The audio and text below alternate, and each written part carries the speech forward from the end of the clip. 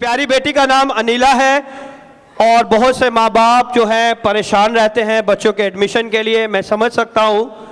और जब इन्होंने खुदावन के घर में, मैं इसीलिए आपको बता रहा हूँ कि जब आप छोटी सी छोटी बातों को भी खुदावन के मज़बा पे लाएंगे तो खुदावन आपकी छोटी सी छोटी मिनाजात को भी सुन के कबूल करेगा। और जब इन्होंने खुदा के खादम से, पास्टर जी से दुआ कराई तो खुदावन यीशु ने इनके बच्चों को उस टेस्ट में भी पास किया और उस एडमिशन को भी बहाल कर दिया। जोरदार तालियां बजाएं यीशु के नाम को जलाल देने के लिए।